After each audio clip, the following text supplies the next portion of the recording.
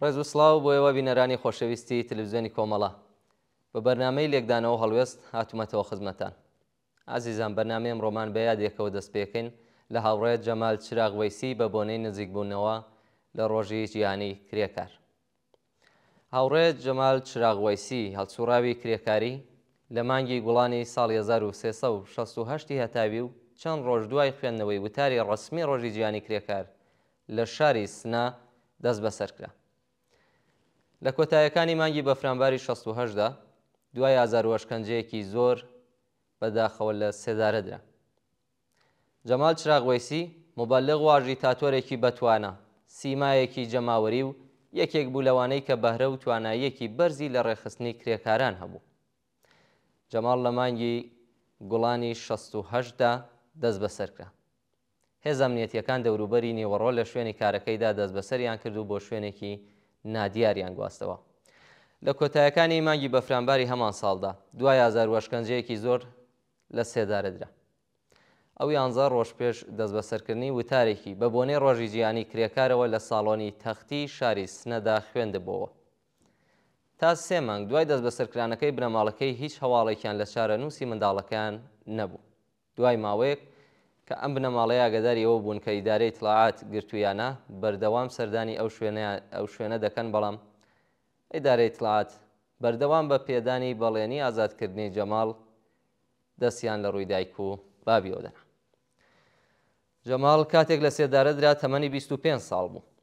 ئەو کرێکاری سازمانی یاو بوو و لە شۆڕای ناوەندی یەکێتی کرێکارانی پیشەسازی سنەدا ئەندام بوو. هەروەها لە ناو یەکێتیەکەشدا ئەندامی شۆڕای بەڕێوەبرنی ڕێوڕسمی ڕۆژی جیهانی کرێکار و بەرپرسی گروپی فوتباڵیش بوو.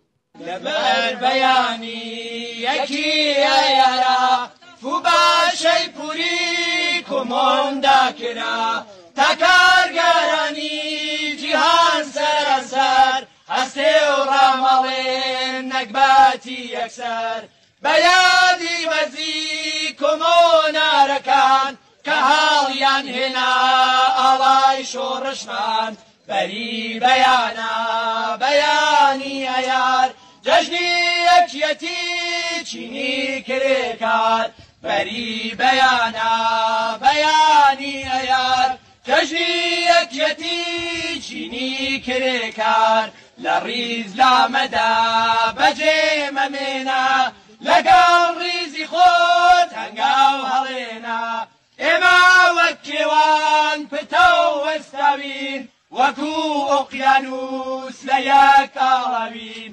ئێمە پەروەردەی ڕەنج و سەخڵەتین عەشقی بەهاری دوور لە مەینەتین بەری بەیانە بەیانی ئەیار جەژنی یەکیەتی چینی کرێکار بەری بەیانە بەیانی ئەیار جەژنی یەکیەتی چینی کرێکار مێژووی پسپۆڕی هەڵا نەکردو ئەڵێن سەرئەنجام ئێمەی سەرکەوتوو دەڵێن بسپێرە بە مۆژدەی مێژوو بەڕۆین بەرەو پێش بەڕۆین بەرەو پێش بەری بەیانە بەیانی ئەیار جەژنی یەکیەتی چینی کرێکار بەری بەیانە بەیانی ئەیار جەژنی یەکیەتی چینی کرێکار بەری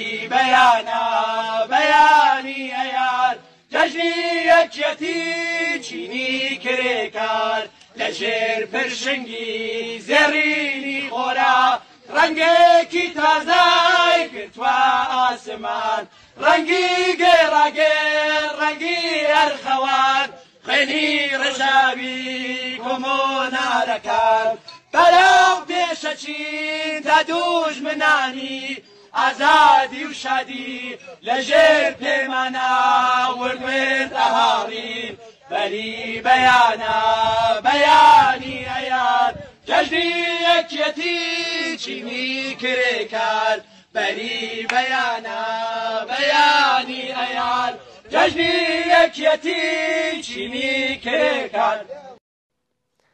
یەکێتی پیشەسازی لە ساڵی 1365 هەتاویدا بە شێوەیەکی فەرمی دامەزرانەکەی ڕاگەیاندرا ئەگەرچی سەرەتاکانی پێکهاتنەکەی 1 ساڵ پێشتر و بە هیممەتی هەندێک لە چالاکوانانی کرێکاری شاری سنا دانرا بوو. ئەم یەکێتیە لە سەرەتادا بە ناوی دەفتەری نوێنەرانی تەعمیرکاری ئۆتۆمبیلی سنا چالاکیەکانی دەست پێ کرد، بەڵام دوای ئەوەی کۆمەڵێک پیشەی تر وەک شیرینیخانە، بەرگدور، دارتاشی، میکانیکی، جۆشکاری و چنین و ڕستنەکانی پەیوەست بوون ناوەکەی گۆڕا بۆ یەکێتی کرێکارانی پیشەسازی سنا. ئەم یەکێتیە مانگی گوڵانی 68 ئەو ساڵی کە جەمال چراغوەیسی گیرا دەورەی 400 تا 500 کەس ئەندامی چالاکی هەبوو. بەڵام دوا بە دوای دەست بەسەرکردنی بەرینی ئەندامانی شۆڕای ناوەندی و پاشان هاوڕێت جەمال چراغوەیسی بە تۆمەتی هاوکاری لەگەڵ کۆمەڵە و ئەندامەتی لە حیزبی کۆمۆنیستی ئێراندا کۆماری ئیسلامی ئەم یەکێتیەی بۆ هەمیشە یاساخ کرد و دایخست. مزەفەر فەلاحی هەڵسوڕاوی کرێکاری یەکێک لە هاوڕێیانی جەمال چراغوەیسی بوو، ئەو کە ئەندامی شۆڕای ناوەندی یەکێتی و لە شۆڕای بەڕێوەبردننی ڕێوڕسمی ڕۆژی جیهانی کرێکاردا ئەندام بوو. پاش دەستپێکردنی شەپۆلی گیرانەکان ماوەیەک خۆی شاردەوە و پاشان ناچار بوو ئێران بەجێ بهێڵێت. هاوڕێ مزەفەر وەک نوێنەری بەشی مۆنتاژی پارچەی دەستگاکانی کارخانەی چنین و ڕستنەی چیە لە شۆڕای ناوەندی یەکێتیەکەدا چالاک بوو.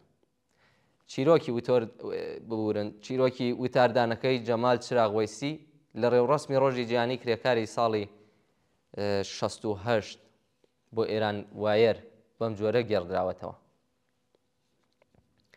دەقی وتارەکە پێشتر لە کۆبوونەوەی گشتی یەکێتیدا پەسەند کراوە، دواتر لە ڕێوڕسمەکەدا لەلایەن وتاربێژێکەوە خوێندرایەوە. هەڵبەت وتاربێژەکە بۆ خۆی دەیتوانی کۆمەڵێک خاڵ بە دەقی وتارەکە زیاد بکات، بەڵام دەبوو لەگەڵ باقی ئەندامان هەمانگی و ڕاوێژ بکات.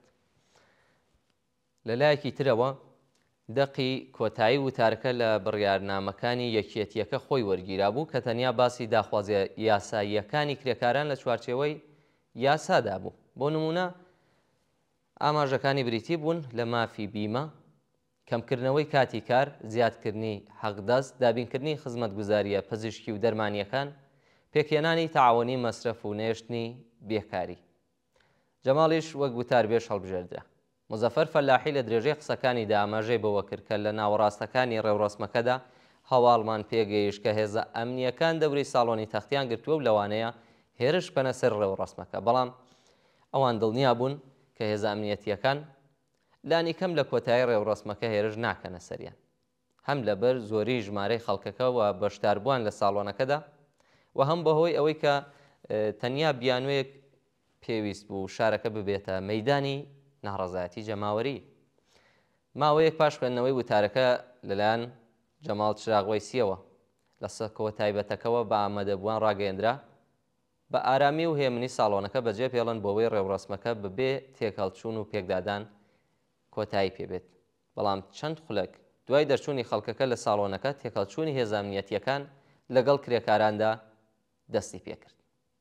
هێرشی هێزە ئەمنیەتیەکان بۆ سەر خەڵکە ناڕازیەکە لە گەڕەکی فەراح تێکەڵچوونەکەی قوڵتر کرد بە جۆرێک کە گازی فرمێسکرێژیان تێگرتن و بۆ کۆنتترۆلی بارودۆخەکە دۆخی ناسایی لە شارەکە ڕاگەێنرا. لە کۆتاییدا دەست بەسەرکردنی بەرینی ڕێکخرانی ڕێوڕسمەکە بە سەختی دەستی پێکرد. لە 36مین ساڵیادی گیانبەختکردنی کرێکاری پێشڕە و جەسوور هاوڕێت جەمال چراغوەیسی ڕێز لە یاد و بیرەوەریەکانی دەگرین و دڵنیاین کە ڕێگەی پڕ لە شانازیە و ئازیزە درێژەی هەیە.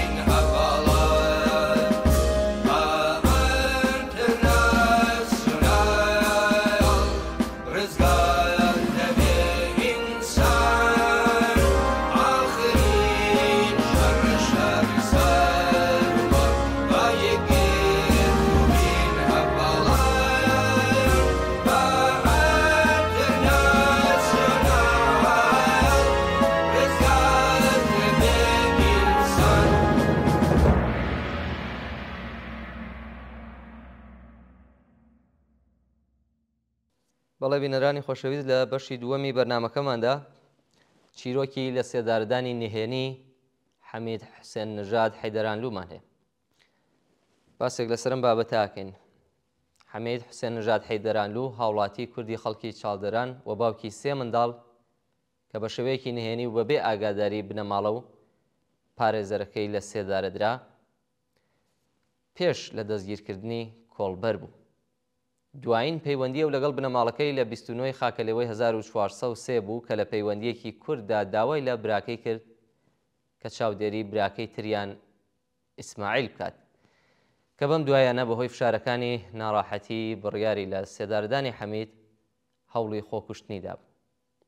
حەمید حوسێن نژاد لە 24 خاکەلێوەی 1402 تاویدا لە کاتی هاتوچۆ لە سنوور و کۆڵبەری دەستگیر کرا. سەرەتا تۆمەتەکەی قاچاقچێتی بوو و بڕیاری ئازادبوون بە کەفالەتی بۆ دانرا.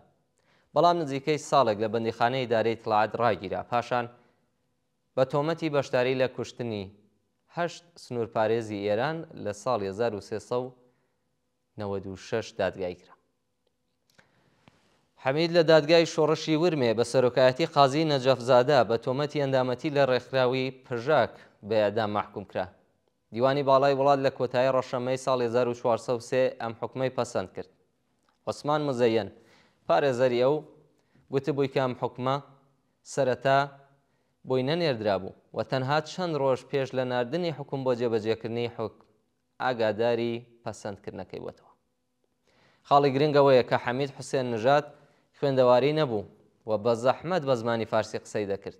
هەموو بەڵگەکانی لێپرسینەوە و دانپێدانانەکانی کە وەک سەرەکی ترین بەڵگەی دادگا بەکارهاتوون بە دەستخەتی لێکۆڵەرەکانی بوون و ئەو تەنها شوێن پەنجەی لێدا بوو.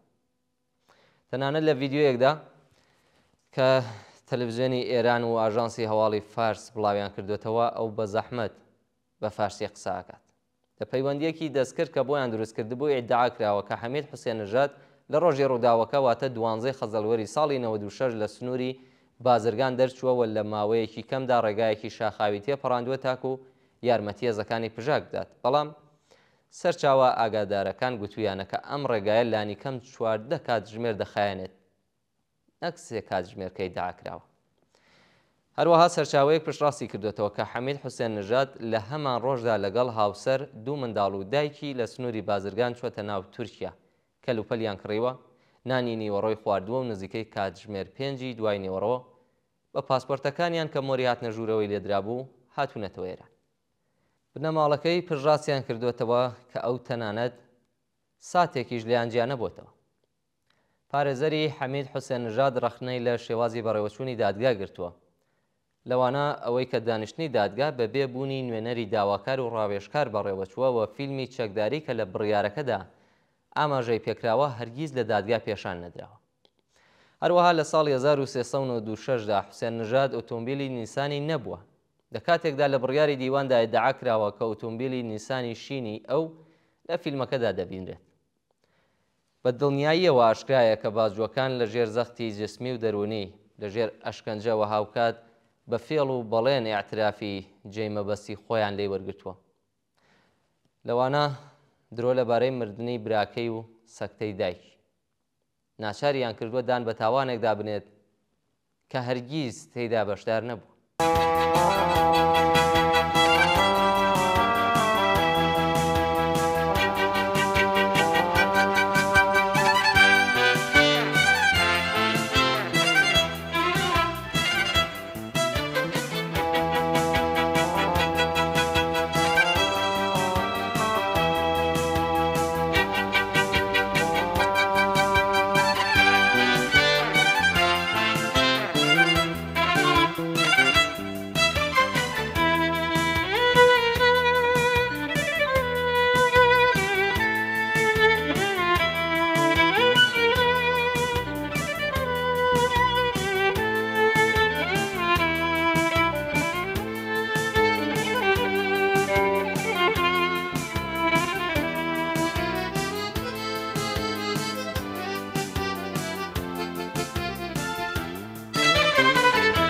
برا دوور و خزم دوور و کەسم دوور بنابڵد تەمەنەم با بەرەو ژوو بەڵام ڕوونا بەرەو سێدارە چوونە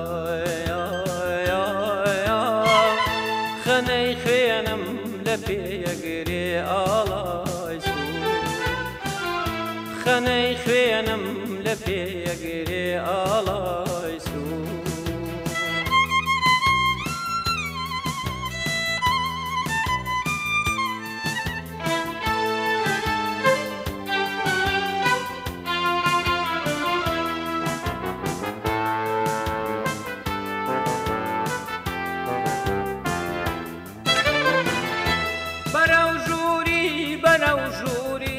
زێدارە ماندووی کردوم و شوێنەکەم شێدارە کە نیشانەی بە شێوی پێوە شێوەم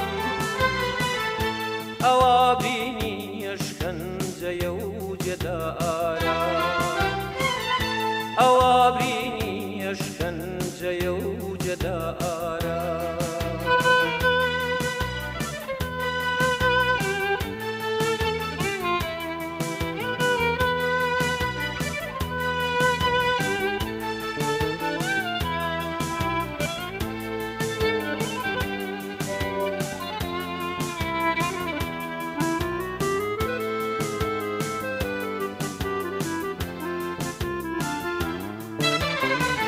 گەرچی بەرەو دوا ماڵی ژین بەڕێوەم یەکەم ماڵی نەمردنم دیارە لێوەم بەشم چونکە مردنی نەوجێنیە شادم کە تا دوا هەنا سەر بە پێوەم شادم کە تا دوا هەنا سەر بە پێوەم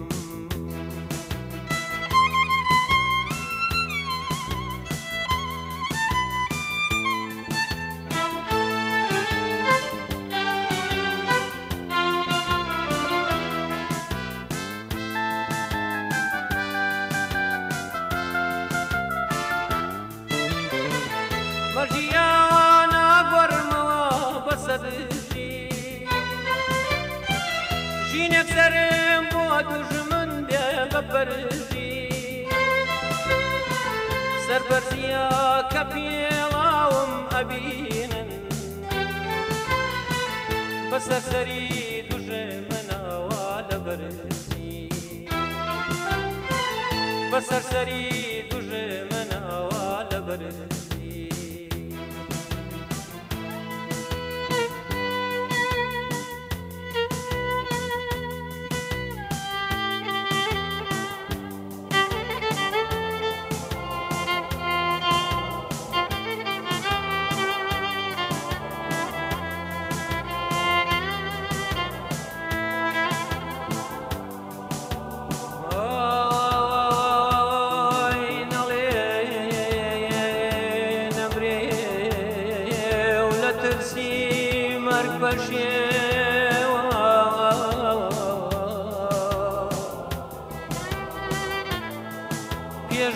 پێشماوەڕگەبم هەراو کەومە پێشێوە بە مەرجی پێشمەرجیەوە سوودەمای ڕووشم زەردەی پێکەنی هەر پێوە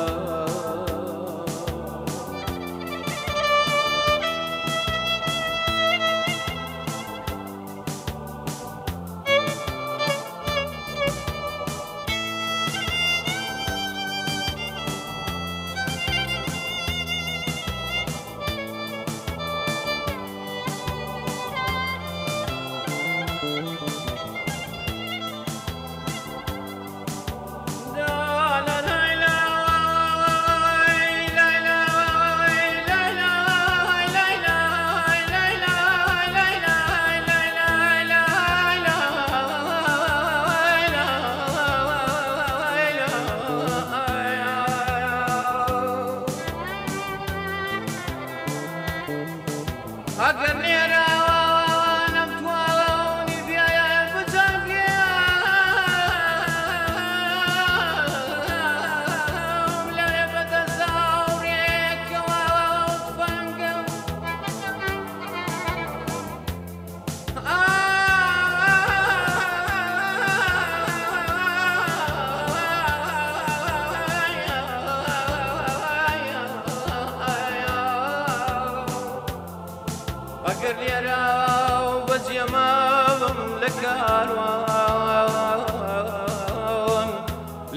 پێش کاروانەوە و گەشەنگەمە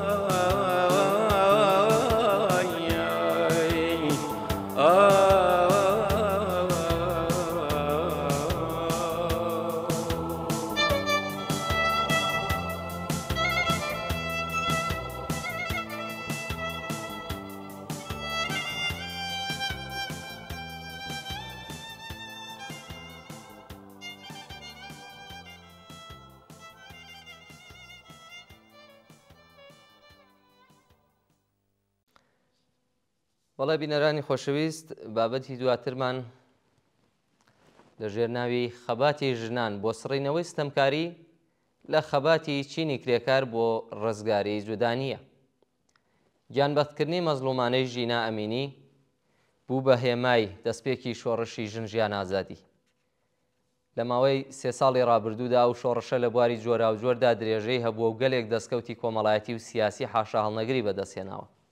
یاسای حیجاب و عێفافی بەکردەوە خستە زەبڵدانی مێژووەوە. حرەکەتی ژنی لە کۆمەلگای ئێران بە چەند قات بردە سەرتر. یەکێک بە مەیدانەکانی درێژەی ئەو شۆڕشە شوێنگرتنی کێشەی ژیان لە دروشمی ژن ژیان ئازادیدا لەلایەن چینی کرێکاری ئێرانەوەیە. بە سەدانمانگرتن ڕێپێوان و کۆبوونەوەی ناڕەزایەتی لە ماوەی 2-3 ساڵی ڕابردوودا ئەو ڕاستیە نیشان دەدەن. هەر بۆیە ئێمە بەردەوام ئەو ڕاستیە تاکید دەکەینەوە کە داواکاری ژنان بۆ ڕزگاری لە کۆت و بەندی پیاوسالاری و لە کۆیلەتی یاسا مەسەبیەکان لە داواکاریەکانی چینی کرێکار بۆ ڕزگاربوونی لە چەوساندنەوەی سەرمایەداری جودا نییە. بۆ ژنان و پیاوانی کرێکار ڕزگاربوونی ژنان لە ستەمکێشی و بێمافی مەرجی بەرەو پێشچوونیانە بۆ ڕزگاربوون لە چەوساندنەوەی سەرمایەداری. ئەو سەرەتایانەی کە یەکەم ڕۆژی بە دەسەڵات گەیشتنی چینی کرێکار وەکو یاسای بێ ئەملا و ئەولا بەڕێوەبردننی وڵات ڕادەگەندرێن بە کورتی ئەمانن کە ئاماژەی پێکەین. دابینبوونی یەکسانی ژن و پیاو لە هەموو بوارەکانی ژیانی سیاسی، ئابووری و کۆمەڵایەتی و بنەماڵەییدا. ئەرکو ئەمرێکی هەنووکەیی و خێرایی چینی کرێکاری بەدەسەڵات گەیشتووە. ژنانی ئێران دەبێ بە یەکسانی لە مافی هەڵبژاردن و هەڵبژێردران لە سەرجەم ئۆرگانەکانی یاسادانان، قەزایی و ئیجرایی لە هەموو ئاستەکانی دەسەڵاتداریەتی بەهرەمەند بن. هەموو ئەو یاسا و ڕێسانەی کە ئازادی ژن لە پۆشینی جل و بەرگدا سنووردار دەکەن وەک قانونی حیجابی ئیجباری هەڵدەوەشێنەوە. هەموو جۆرە یاسا و ڕێسایەکی پەیوەندیدار بە جیاکردنەوەی ژنان و پیاوان لە کۆبوونەوەکان، مەدرسە و زانکۆکان، شوێن و ئامرازەکانی گواستنەوە و گەیاندنی هەڵدەوەشێنەوە. دانی هەڵدەستی یەکسان بۆ کاری وەک یەک بە ژنان و پیاوان، بیمەی کۆمەڵایەتی بەرابەر بۆ ژنان و پیاوان، بەهرەمەندبوون لە مافی دوو ڕۆژ مەرەخەسی مانگانە بۆ ژنانی دووگیانی شاغڵ، قەدەغەبوونی سپاردنی هەموو جۆرەکارێکی زیان بەخش بۆ سەلامەتی بە ژنانی دووگیان، قەدەغەبوونی دەرکردنی ژنانی دووگیان بە هەر بیان و یەک لە سەرکار، خۆبواردن لە دامەزراندنی ژنانی دووگیان لە سەرکار و خاوەنی منداڵ نایاساییە و وەک تاوان بە حیساب دێت. بەهرەمەندبوون لە 16 هەفتە مەرەخەسی بۆ دەورانی دووگیانی و کەڵکوەرگرتن لە ساڵێک مەرەخەسی بۆ ئاگاداریکردن لە منداڵ بە تەوافقی هەردوو لایەنی ژن و مێرد. ئازادی لە ئەمری زەواج و هەڵبژاردننی هاوسەردا، بەڕەسمی ناسرانی هاوسەرگیری لە ڕێگای تۆمارکردن لە دەفتەری دەوڵەتیدا، قەدەغەبوونی سیغە و چەند هاوسەری، بەرابەری مافی ژن و پیاو لە کاروباری تەلاق و سەرپەرستیکردنی منداڵاندا، هاوسەرگیری ژنان و پیاوانی کەمتر لە 18 ساڵ قەدەغای. ئەو کەس و ناوەندە مەسەبیانەی کە کەسانی ژێر 18 ساڵ مارە دەکەن بە تاوانبار بە حیساب دێن. ژن و پیاو دەبێت لە ماف و بەرپرسیارەتی وەگیەک لە بەرامبەر یەکتردا لە بەرامبەر منداڵ و لە هەموو لایەنەکانی ژیاندا بەهرەمەند ببن. شوێنی ژیان دەبێت بە ڕەزامەندی هەردوو لا دیاری بکرێت. مافی ژنان بۆ کارکردن و سەفەرکردن نابێت مەرجدار بێت بە ئیجازەی هاوسەرەوە. سەرجەم ئەو یاسا شەریعی و عورفیانەی کە لە ژێر ناوی دیفاع لە ناموسدا تاوانی ئەوانەی جەنایەتیان لە دژی ژنان ئەنجامداوە کەم دەکەنەوە هەڵدەوەشێنرێنەوە. بۆ ئەم جورم و جەنایەتانەی کە نیسبەت بە ژنان لە ژێر ناوی دیفاع لە ناموس و شتی لەم جۆرەدا بەڕێو دەچێت سزای قورس دیاری دەکرێت. هەموو جۆرە هەڵاوەردن و نایەکسانیەکی نێوان ژن و پیاو لە قانونی پەیوەندیدار بە بەشکردنی میرات دابەشکردنی ماڵ و داراییەکان و ئیمتیازاتی یاسایی پیاوان و پشتاوپشت لە باوکەوە لە مەسەلەی سەرپەرستیکردندا هەڵدەوەشێتەوە. پەیوەندی تایبەتی ژن و پیاو دەبێت ڕێزی لێبگیرێ و لە هەموو هێرش و هەڕەشەیەک پارێزراو بێت. دەخاڵەتی کەسان و مەراجعی دەوڵەتی لە ژیانی خصوصی ژن و پیاودا بەتوندی قەدەغە دەبێت. ئەو ژنانەی کە بەبێ هاوسەرگیری دەبنە خاوەنی منداڵ دەبێت لە هەموو مافێکی فەردی و کۆمەڵایەتی و دایکایەتی بەهرەمەند بن. منداڵەکانیشان دەبێت هەموو مافێکی کۆمەڵایەتیان هەبێت. بەڵێ بینەرانی خۆشەویست بەم شێوازاتی نەکۆتایی بەرنامەی لێکدانەوە هەڵوێستی ئەمڕۆکەمان زۆر سپاس کە تا کۆتایی لەگەڵماندا بوون و تا لێکدانەوە هەڵوێستێکی دیکە ماڵاوە.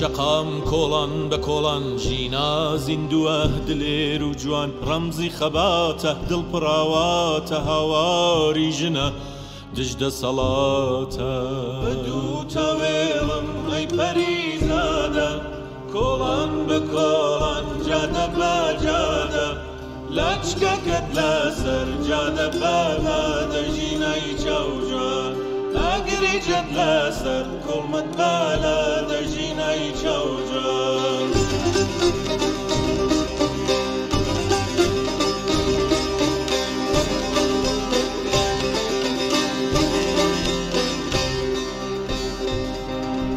سەر هەڵدان ژینە بەرخۆدان ژینە ژینە ناوی تۆ کڵپەی ئەورینە هەستە ببینە ئەو ڕقوقینە لە تۆڵەی تۆوە گڕی سوورە سەریشینە سەر هەڵدان ژینە بەرخۆدان ژینە لە دوو تا هاتون گەلی ئازادە کۆڵان بە کۆڵان جادە بە جادە ژینە چاوکەژە لەچکەکەت لادە لە چەکلادە ئەگریجت لەسەر کوڵمت بەلادە لە چەکلادە بە دوو تا هاتون گەلی بندەستان کۆڵان بە کۆڵان جادە بە جادە ژینە چاوکەژە لەچکەکەت لادە لە چەکلادە ئەگریجت لەسەر کوڵمت بەلادە لە چەکلادە